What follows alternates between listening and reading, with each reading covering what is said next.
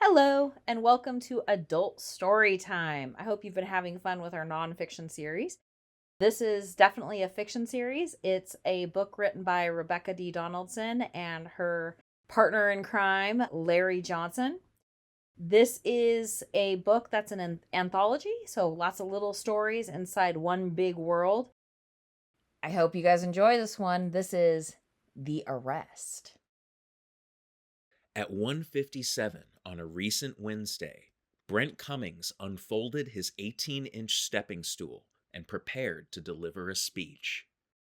It was an important one, perhaps even the most important speech of his career. 43, balding and refusing to think about it, Brent often spread his words across the larger Brookside area. His thoughts of personal freedom were wide open for all to hear, as were his reminders about his collective listeners and the power they had to protect their rights. Traveling around the city to speak truth to power could be demanding at times, but he was undeterred. It didn't matter how many people got offended or tried to shut him up, because he knew he was right and that it wasn't too late to fix things. All that he had to do was speak up for long enough, and then those in power would have to listen. "Look around you," Brent began. "The sun hangs bright in the sky above. You scurry to and fro beneath it, and yet you are all asleep. The world around you cries out, battered from the reality of one compromised freedom after another, and yet you just dream." "Well, not me," Brent proclaimed as he raised a hairy fist into the air. "I'm wide awake, and I've brought an alarm for the rest of you called the irrefutable truth." Brent stood upon his stepping stool and delivered impassioned words and hand gestures from an outdoor amphitheater near the center of the green and clean Brookside Community Park. The structure was modest, with a concrete platform stage standing just 2 feet tall, and a group of leveled off, stair-like rows of grass that would normally accommodate a full outdoor audience. Brent didn't have much of one at the moment.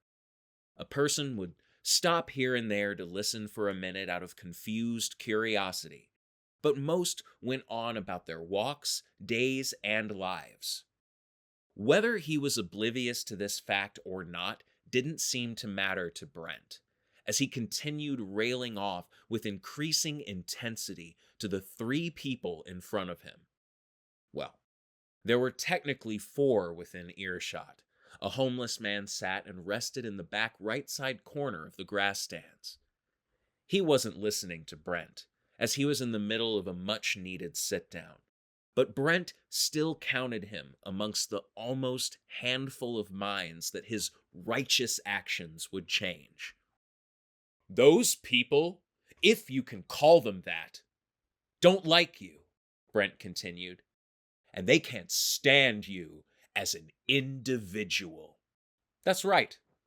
They want to take who you are, what makes you unique, and stomp it out beneath their heels. Every piece of you that ever put a sparkle in your mother's eye, melted down into some kind of fascist glue. After all, glue doesn't have opinions, and it certainly doesn't think for itself. All it can do is stick together to whatever idiotic thing or ideology that someone else wants to slap onto it. You need to adhere to that truth and break away from it. Break apart and come back together so we can unite in a stand for the individual." Brent's arm gestures got even wilder to accentuate every urgent point, and he repeatedly attempted to rally any bystanders within earshot. But despite all of the spit gushing from his mouth, not a single person was rallied in the slightest. Anybody that stopped to listen only did so for a minute at most, often shrugging or rolling their eyes as they departed. The rest would avert eye contact and walk just a little faster to avoid getting drawn into Brent's loud and obnoxious calls for action. Resolute in the belief that the only thing missing from his words were more decibels, Brent pressed on with gusto. This once great country was founded on a set of rules to keep us from descending into chaos. But those brave men of yesteryear were wise enough to make sure every person had a voice and could act upon it.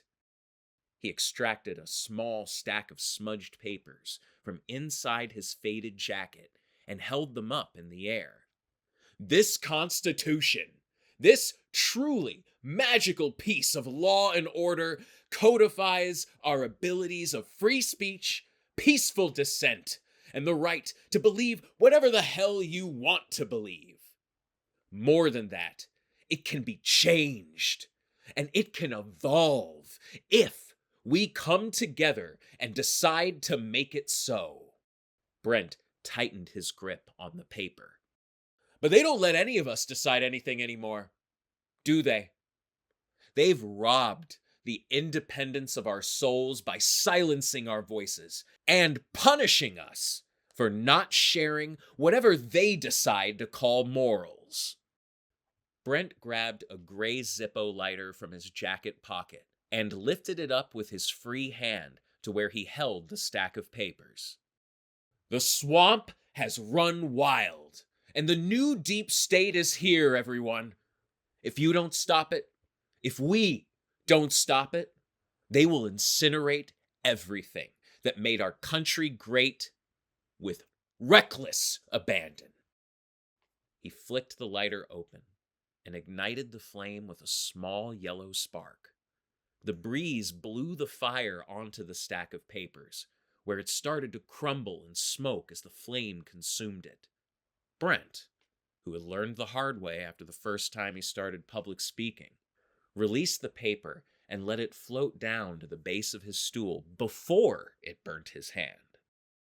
It disintegrated into a black smolder as he added, "They've already done that to our Constitution. So it's only a matter of time before this country, before all of us, are next. But it doesn't have to be that way. We can put an end to their evil agenda now and today. Who's with me?" Save for the homeless man still taking a breather towards the back, the entirety of Brent's audience had abandoned him. That wouldn't stop him, or even slow him down, however. All it would take was enough time and volume before the cause would catch on. "I know you're scared," Brent bellowed with a voice that echoed through the park. "I know you don't want to speak out like this. But you are all welcome to follow me and find me upon my journey home. Then I will be happy to tell you the truth and bring us one step closer towards the next and best revolution." Brent raised his fist one final time before dismounting from and folding up his stool. He got off the small stage and left the amphitheater through the back exit on the right-hand side.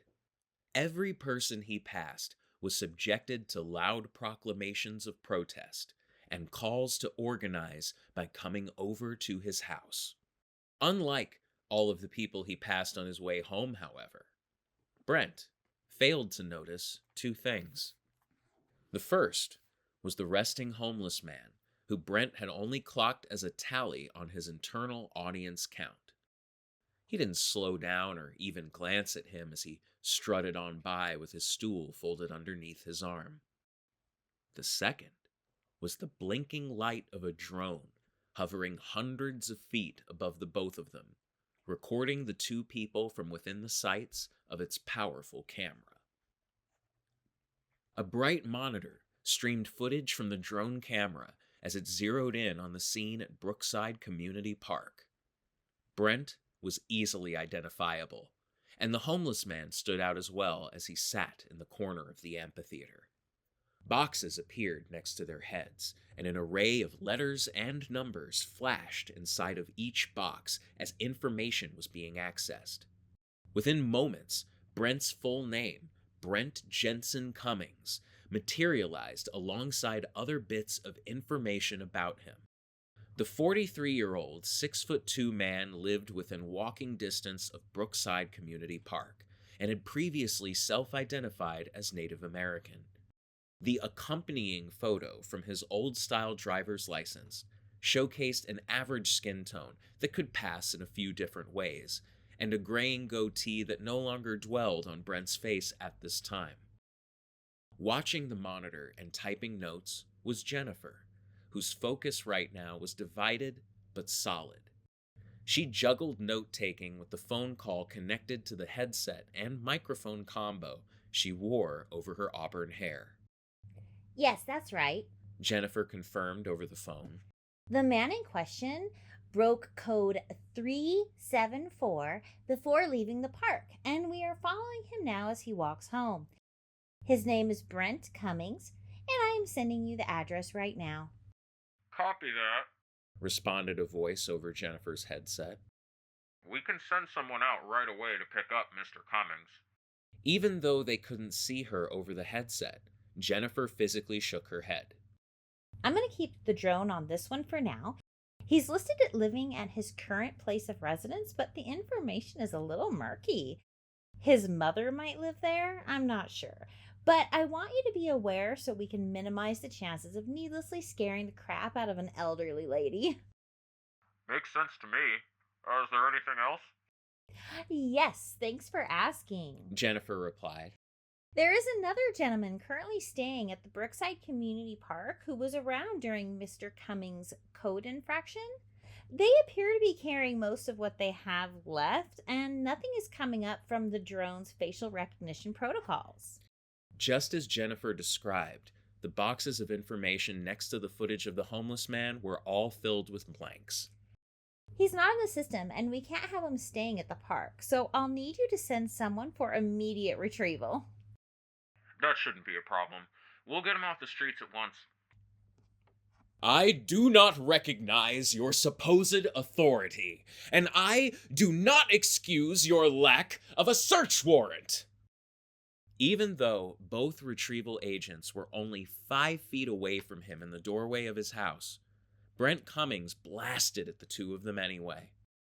He figured that someone might hear and join in if he drew enough attention to the situation.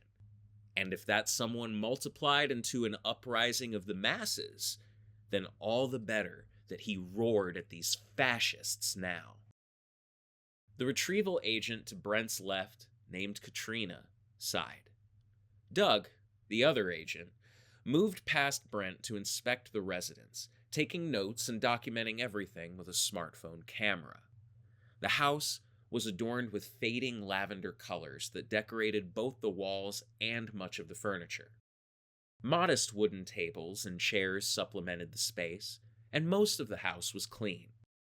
A notable exception was the small, live-in study to Brent's immediate right, which was filled with countless stacks of papers.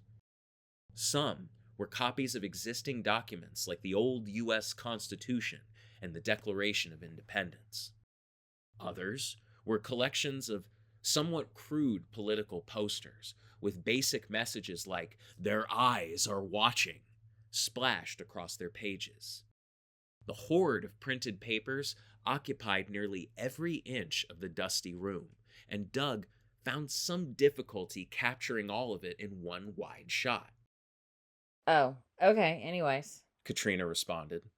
we don't need a search warrant, and you're under arrest for violating code 374. Honestly, might be seeing a few more infractions over here, too. Doug chimed in. He picked up a handful of posters with a copy and paste magnifying glass graphic. Dust particles fluttered through the air, and Doug had to stifle a cough. There's a real case for hoarding, and a couple of other environmental breaches I could name. The common man must be woken up, and these hallowed printed truths are the alarm clock, Brent postured. Besides, what I do in the sanctity of my own home is none of your business. And that's before you all came in here acting like a bunch of dicks. Brent pointed at the door and stood as tall and as wide as he could, like a camper desperately trying to scare off a predator. Now get out of my house and don't come back without a warrant. It's not your house, Mr. Cummings. Katrina corrected. Your mother is listed on the deed, and a warrant wouldn't be necessary regardless of who actually owns this house. Oh dear, Rang a sweet voice approaching from outside.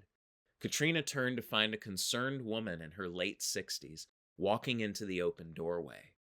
She wore a pale blue, handcrafted combination of a jacket and a poncho that rested comfortably over her dark gray pants and lavender shoes. Adjusting her glasses as she took in the room, she continued softly. what has happened in here? Excuse me, ma'am. Katrina responded with a warm tone.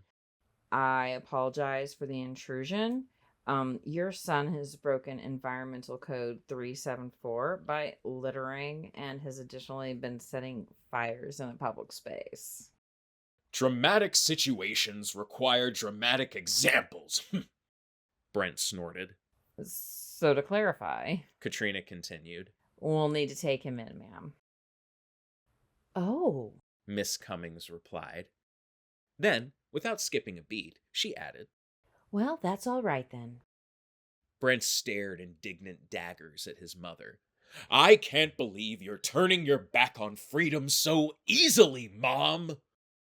Well, to be honest, honey, I used to have to work 2 jobs to take care of us. Now I just have to work the one, and it's such a relief. Pardon me, ma'am, Doug interjected as he popped his head in from the other room. You're still working a job? Yeah, I've only got the one now, which is nice. Doug nodded, but glared at Brent while he scribbled down more notes. I might have understood this even a year ago. Times were tough, and your mom was probably more easily exploitable. But it hasn't been that way for months now. Many months. So you must be some kind of real asshole to force her to keep working while you set parks on fire. Brent scoffed at Doug, who now ignored him completely to turn back to Miss Cummings. Thank you for the information, ma'am. We're going to send out someone to discuss that further with you at a later date. It's nothing to worry about, just a routine update for record-keeping purposes. Well, I appreciate the advance notice, and you're welcome. Miss Cummings politely said. Doug turned his attention to Brent as he put away his notebook and smartphone. He extracted a pair of handcuffs from his jacket pocket and gripped Brent's left arm with a gentle firmness. Brent didn't physically resist in the slightest, but continued to express himself with escalating volume. This is not a legal arrest, and the unrecognized authority with which you enact this heinous affront to my personal liberties will never be legitimized in my eyes or anyone else's. Well, have fun, dear. Miss Cummings chimed in. She gently moved out of the doorway and cleared a path for Doug to escort the now handcuffed Brent outside. Waving as Doug guided Brent out, she added, And drive safe. Katrina gave a kind goodbye to Miss Cummings as she followed Doug and Brent out the door. Doug efficiently steered Brent towards their assigned vehicle, an electric car resembling a compact SUV. With each step, Brent only managed to get louder as they got closer to the car. It was a deliberate strategy on Brent's part, and in his head, he thought it was brilliant. He wanted every possible neighbor in earshot to hear what was happening, or maybe stream what was going on so that everyone in the world could see. They're throwing me in jail because I protested! No warrant! No documents! Nothing! I'm being arrested because I spoke out, and they won't stop with me. They don't want any of us to protest them, and that's why they're trying to lock me up. Excuse me. As Doug inserted Brent into the back of the vehicle, he noticed a concerned neighbor walking over. They wore a jogging outfit, and while they appeared to be in their mid-50s, they were in decent shape. Dale, quick, get out your phone and start recording, Brent instructed. They're trying to lock me up for protesting. It's one of our fundamental rights. And you know that, Dale. Dale only acknowledged Brent with a brief, awkward nod while he wiped sweat from his forehead. But he did notice Brent's mother in the doorway of her house and took a moment to wave at her. Oh, hey there, Josephine. Is everything all right? Miss Cummings took a step forward and waved back. Afternoon, Dale. Thank you for asking, but we're fine. None of us are fine here, Mom. They'll lock us all away before long. You'll all see. And then, when they got us all closed off behind doors, there's no telling all of the heinous Doug cut Brent's words out from under him with a quick slam of the car door. He then turned his attention towards Dale and painted a professional smile across his face. Greetings, Dale. Can I call you Dale? Dale nodded in response, and Doug continued. Amazing. Well, Dale, I just wanted to let you know that while we are taking Mr. Cummings in for, well, a number of different reasons, peaceful protesting is not one of them. The NUS and its people believe in collective action, and as such, we will always respect the rights of anyone, including yourself, to assemble and protest in a civil fashion. Dale slowly nodded and scratched the back of his head for a second. Well, that's a bit of a mouthful there, huh? Doug chuckled. Yeah, and honestly, I'm paraphrasing. The full version's up online if you want to read the whole thing. You just need to go to our website and... All right. We should get going. Katrina interrupted. We can't keep Mr. Cummings here waiting. Can't we, Doug? Brent's muffled shouts were just barely audible, but everyone ignored them. You're absolutely right, Doug agreed. Have a good day, sir. Doug politely nodded to the receptive but still bewildered Dale and entered the vehicle alongside Katrina. Before starting it, Katrina quietly groaned at Doug. You've got to stop with all the rules and regulations. Yes, they're there and they exist, but all you're going to do is confuse people if you keep trying to explain all of them like this. I've heard what you guys do. You lock people up and kill them and torture them. Nothing is going to happen to you, sir, Christopher promised with an even gentleness. Retrieval agents Christopher and Janet stood in Brookside Community Park, about 10 feet away from where Brent's homeless and unwitting audience member was currently positioned. He could have been anywhere from 35 to 55 years of age, but it was hard to pin down through his unkempt and worn exterior. It was easy to see how frightened he was, though. The sun was beating down on him, but he couldn't stop shivering. Sir, we can't have people living on the streets like this. Janet slowly extended a friendly hand in one calm motion and spoke in a soft, assured tone. Let us get you some help. Oh, help! You mean lethal injections? The homeless man's eyes welled up with tears, and he defiantly shook his head. Well, not me. No, ma'am. I haven't done anything wrong. I don't disagree with you, sir. Christopher carefully gestured between himself and Janet.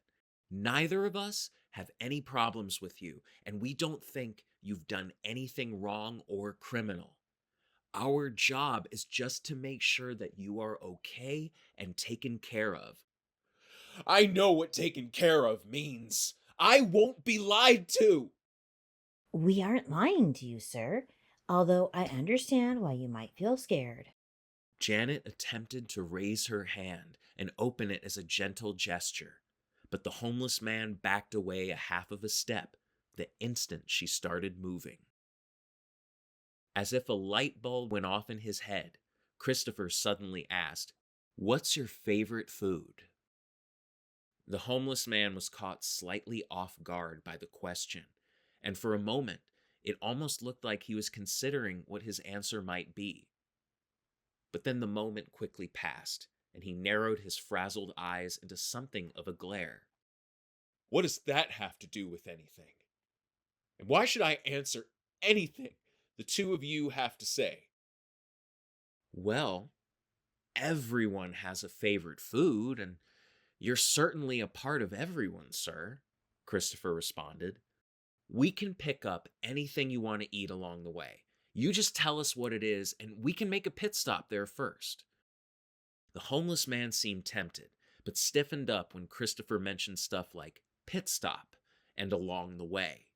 He seemed nervous, and Janet noticed just how much those anxieties were rooting him to this particular spot. We have a chef at our facility, Janet softly stated. They can make you just about whatever you can think of.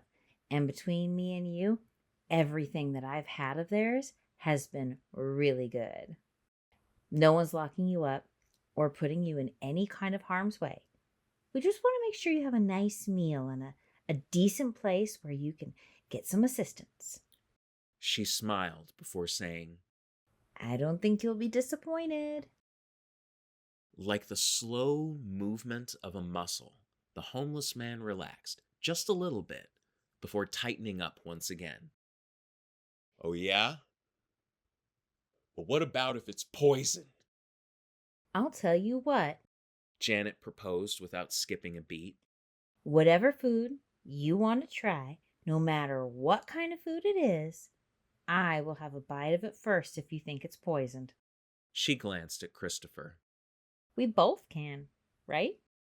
Christopher nodded, and Janet ended with, Please, sir, let's go get something to eat.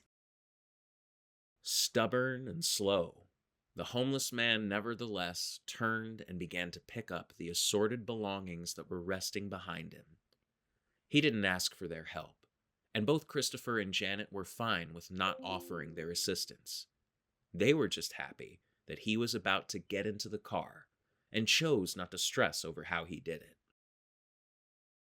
From the moment that the agents had taken him into custody, Brent didn't stop talking, although anyone else who heard it would describe it as raving.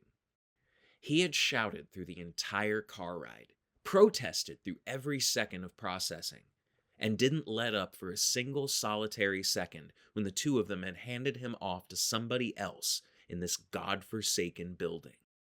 And even now, in the monochromatic conference room that they had put him in for the last few minutes, Brent continued to churn and bubble with his deafening proclamations. And you all might want to mold us into the jigsaw pieces for the picture that you all want. But you can't define who we are like that. We're our own puzzle pieces. And the people can come together to form any picture they want without your help.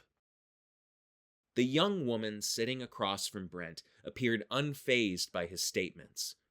Wearing both a professional suit and demeanor, she just politely nodded and said, Well, okay. I will make a note of that, Mr. Cummings. A badge pinned on the young woman's suit jacket read Mary Ann Nelson. She sat at the conference room table with files arranged in front of her. Most of them were open, and the papers inside displayed numerous and distinctly different mugshots of Brent Cummings. So just to check in with you, Mr. Cummings, our files state that you have been here, well, quite a few times before. 27 as a matter of fact. That's a lot of times, Mr. Cummings, and a lot of hours too. Could you please tell me what's bothering you and what brings you here today? Brent crossed his arms and puffed himself up a little higher in his seat. Well, Ms. Nelson, I'm glad you asked me that question. It's an age-old wisdom that asking questions is how you find the answers, and that's exactly why I'm here today. The truth will set us all free, but it has to be the whole truth. All of it. And you want to know the truth about what's bothering me? All of it. All of the things you people do to strip away all of the things that make us all people. But what's more is that those people are all bothered by the same thing. All of them are bothered by all of it. Do you have all of that memorized? No, I can't say that I memorized that, Miss Nelson replied. but I can tell that you said the word all a lot. Wow, Brent scoffed. So, you guys don't even pretend to care? What's the matter? You can't be bothered to take notes about what I'm saying, even though you specifically told me that you would? I do plan on taking notes when you provide me with something more specific, Mr. Cummings. You've just been speaking in general terms like all and everything, which makes it hard to understand. Could you please go into more precise details? Brent fumed. Oh, you want specifics?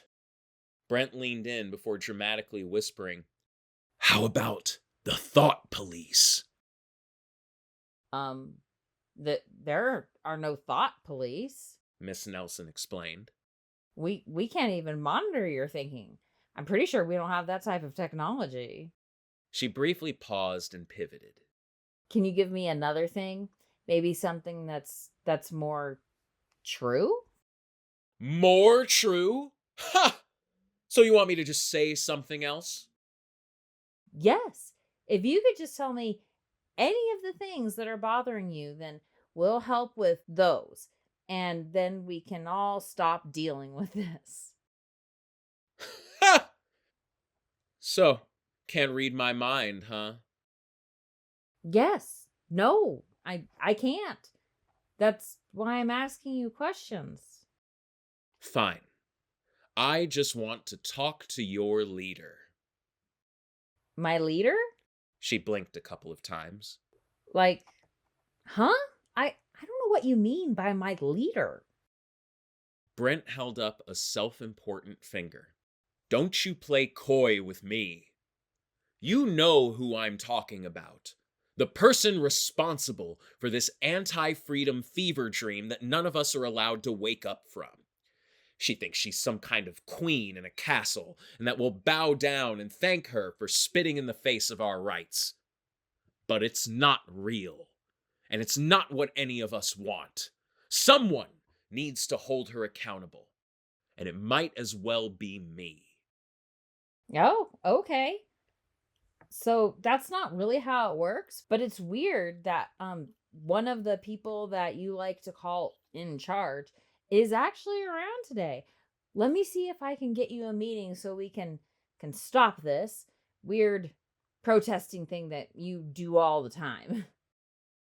Yeah, Brent postured. You do that. Okay. Well, you just sit there. Someone will come back to meet you at some point. As Miss Nelson rose to leave, Brent silently sat with his own smug self-satisfaction, excited that his plan was finally about to pay off. These have been prepared for you, but if none of these are to your liking, all you have to do is ask. We have plenty of options. The smiling server that spoke had kind eyes and was carrying a tray with different plates full of comfort food. He positioned himself by a sturdy and large dining room table in the middle of a pleasant living/reception area. In front of the table stood Christopher, Janet, and the homeless man from the park. The plates that the server set on the table were large and contained family-style meals with a host of different choices. However, the majority of these were reliable dishes that could cater to most people, and many of them involved potatoes. Both Christopher and Janet nodded towards the server with smiles, but their eyes made sure to also pay attention to the homeless man. The homeless man hadn't said too much else since they had left the park, and in Janet's opinion, he still looked guarded. But at the time, he seemed to have somewhat relaxed, at least enough to where he was fixating more on the food than perceived threats from his surroundings. As the first server set down the plates from the tray one by one in the center of the table, another entered the room pushing a rolling cart containing more food, plates, and silverware. The second server gently started dispersing the utensils and separating them out with care. This prompted Janet to turn towards the homeless man with a welcoming smile and say, We hope you'll join us and eat. There's enough there that I'm sure you'll find something that you can enjoy. The homeless man studied her for a moment. He looked unsure, and like he was contemplating whether Janet was telling the truth. If he was, that line of thought was interrupted by Christopher, who held out one of the plates to him from across the table.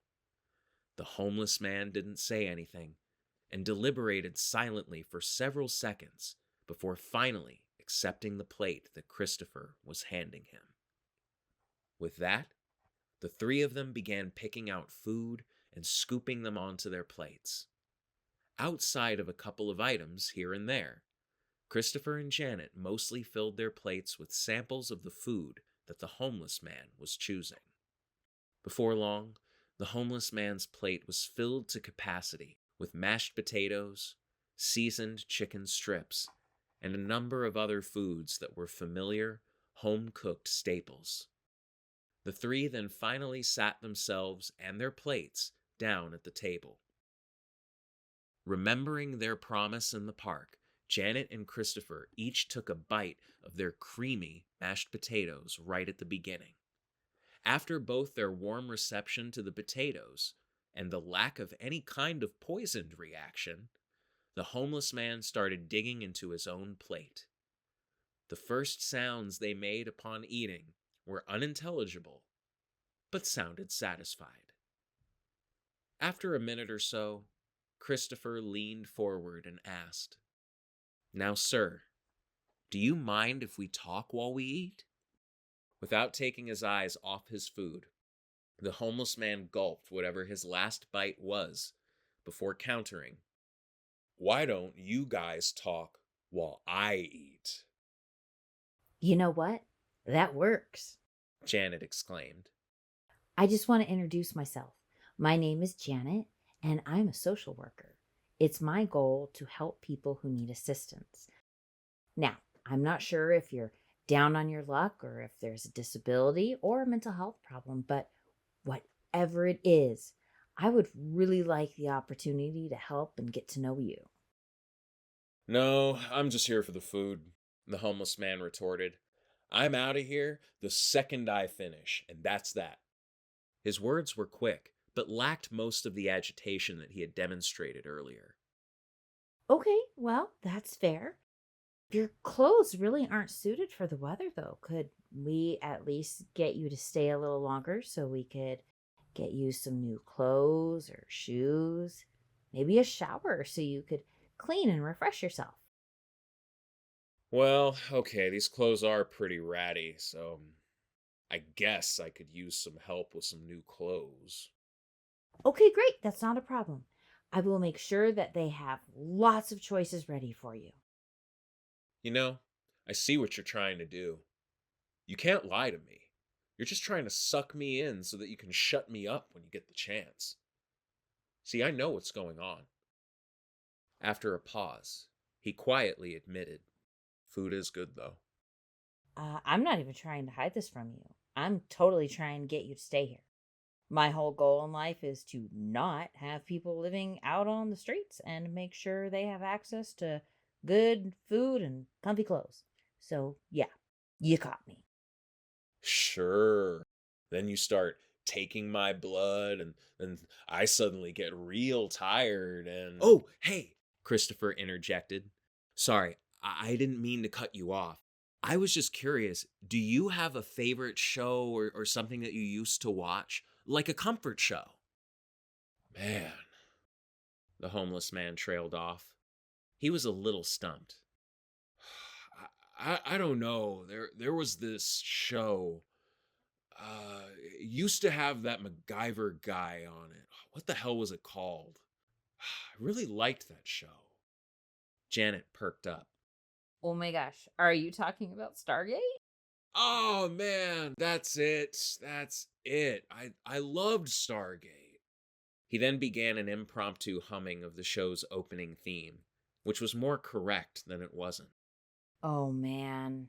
I remember having such a crush on Daniel Jackson. Indeed, Christopher chimed in. All of them chuckled as the atmosphere softened. So, Janet asked the homeless man. who was your favorite on the show? From inside the conference room she currently occupied, Leah heard a knock at the door and prompted the source of the noise to enter the room. The knob turned, and the door swung open to reveal a tall man with an ID tag reading Mike Hollerson, who was holding a tablet and escorting Brent inside. Mike sat Brent down in the chair across from Leah. For his part, Brent complied quietly. This is where he wanted to be. He studied Leah while Mike showed her the tablet. I've got this document right here, Mike pointed out on the screen. And if you click on the different URLs, then you'll pull up all the information that you were asking for before we brought him in. He paused before adding, and I want to warn you, it starts off pretty tame, but you might get pissed if you get towards the end. So, honestly, you might want to stick to the beginning. Oh, okay. Thank you, Mike. With that, Leah took the tablet and Mike nodded in recognition. He added, someone will be outside if you need them, before turning around and exiting out of the room, which inspired Brent to lock in. It was just the two of them now. All of his effort, all of his determination had led to this very moment.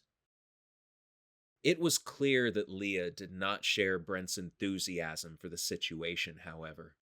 Almost as soon as Mike left the room, Leah set down the tablet and promptly declared, So, I hear that you've got a bug up your ass. What's going on? Brent smirked to himself before leaning forward and putting his elbows on the table. Well, first, I wanted to let you know that I see exactly what you are trying to do. And you know, I'll be honest with you. I think you ladies gave it a good try. But I just don't think you were thinking about everything that you should have. You thought you had something going there for a minute, but then you let it run away from you. But it's not too late to steer the ship back on course. As you know, a ship's passenger is a customer, and the customer is always right. That's why I decided to come over here and give you some pointers. You know, tell you some information that you might not already have.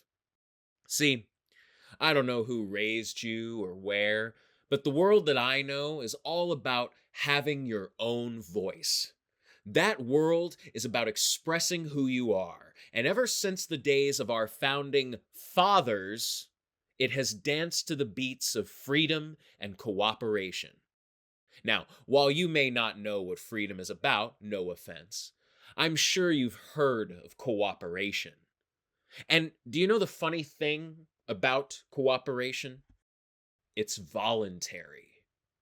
That means that it's a personal choice made willingly between one person and another person or with another group of persons to accomplish great things.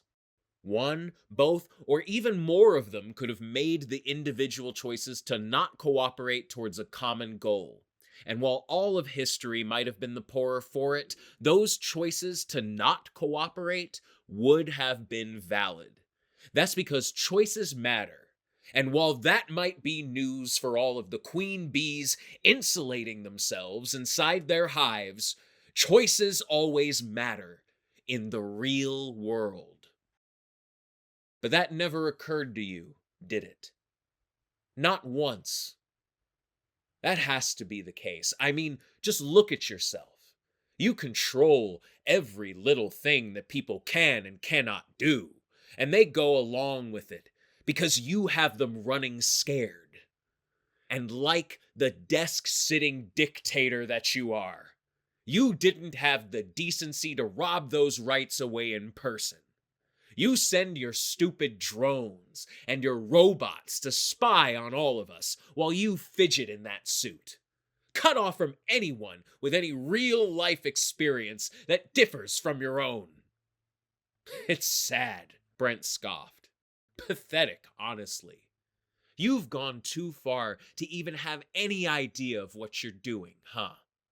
I mean, you're nothing less than an antagonist to the human spirit, the very heart that motivates each and every one of us in this land you've so unkindly usurped.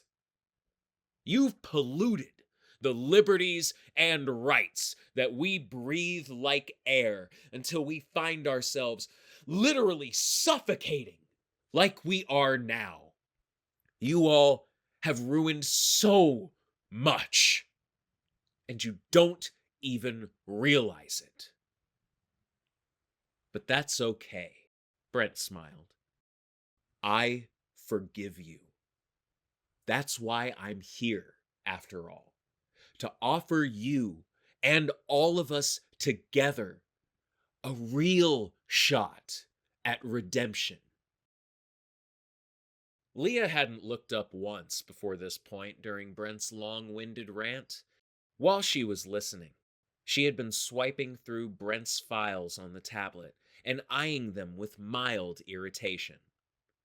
But now, she looked up at Brent and momentarily gave him her complete and confused attention. All right. You're saying a lot of words here, but none of them actually go together. You're not making any actual points. You're saying all of this stuff about freedom and cooperation, but it doesn't make sense. We are cooperating with each other, and we do have a lot of freedom. So you're going to have to start cleaning this up if you expect me to understand what you're trying to say. See? I knew it! Brent pointed his finger at Leah. You really don't have a clue, do you? That's exactly what I'm talking about, though. Freedom is for everyone. It's not just something you can snatch away without a second thought. When one of us gets to live their life, we all get to do the same, and in the manner that leads to our final, ultimate selves. But take away the God-given right for one person to live how they see fit, and you strip away the rights of everyone else to do the same. It's a real chain of doomsday dominoes that threaten to fall when you censor and cancel the will of the public. Leah reopened the tablet with all of Brent's files on it, picked one out quickly, and turned the screen towards Brent. Is this you? The tablet screen displayed a video of Brent that appeared to be ripped from social media. It was at least several years old, as that version of Brent had a little more hair and was badly green-screened in front of an archaic American flag. The video was on mute, but it was playing with misspelled captions popping up in the center of the screen across Brent's face. I'm tired, the captions from the fuming Brent read. You know what I'm tired of? I'm tired of pretending that all of those so-called Hispanics have their rights like all the rest of us, especially when they're illegal. If any of those Mexicans, Latinos, or Puerto Ricans don't come here the right way, then they shouldn't be in another country, let alone our country. Those animals should be lined up and kicked back into the ocean where they belong. Brent's prior momentum derailed at the sight of the video. He stuttered out, What? And what about this one? Leah stopped Brent in his tracks with another video on the tablet. This one was mostly the same as the last one visually, except that this time, Brent had on gas station sunglasses that reflected the distracting glare of a ring light off of his lenses. Why did women ever need to vote to begin with? The family is the cornerstone of thousands of years of human evolution, and this country was built upon the traditional foundations of a rock-solid family. Voting is a family decision, and the wives would vote with their husbands anyway, so what's the fucking point? Seriously. It's no wonder that there's an obesity epidemic. There aren't enough women at home to make nutritious foods. Wow, you're a gym. Leah taunted. And you only managed to get 5 views? Ouch. Once my 5-year-old took a 5-second video of our cat falling off the bed and he got over 100,000 views. Brent looked a little like the wind had been knocked out of him. He flabbergasted for some sort of response, uselessly sputtering to himself in his chair.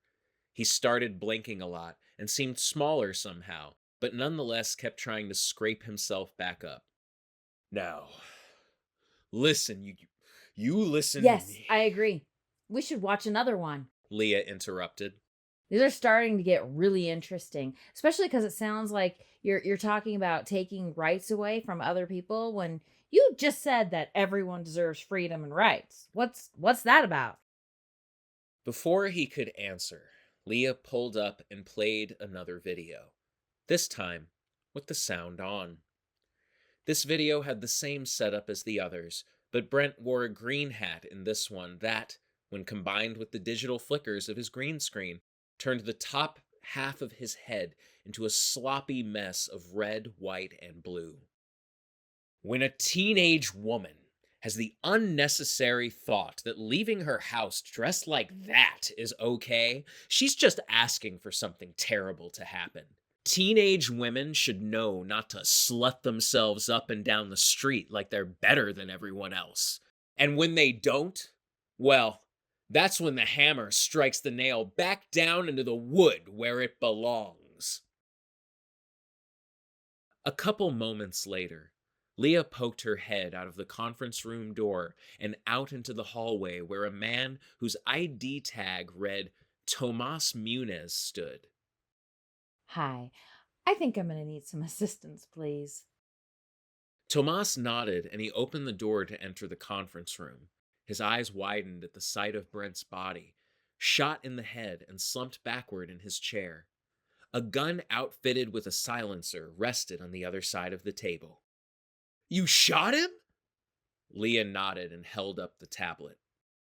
Just watch the video and you'll understand. A door swung open, and through it walked Janet, Christopher, and our homeless man. They had just walked into a simple but comfortable cross between a small apartment and a hotel suite. The main area was compact without being squished, clean without feeling sterile, and contained a mounted TV screen that was playing something in the background. So, besides your main living area right here, there's a small kitchen just down that little hallway on the right, Christopher pointed out to the homeless man. We've also got a shower set up here for you. Anything else you might need to freshen yourself up is there too. Towels, toiletries, and shampoo. The homeless man nodded, but found himself drawn to the background noise of the TV. It had sounded familiar, and when he turned to see what was on the screen, his mouth hung slightly open. Is that Stargate? Janet smiled. We just want to make you feel welcome. The man's mouth shifted into a small smile of his own. Choked up a little, it took him a moment before he finally uttered, Thank you. What were your names again? I'm Janet, and that's Christopher. The man's grateful smile turned into a grin. Tim. My name is Tim.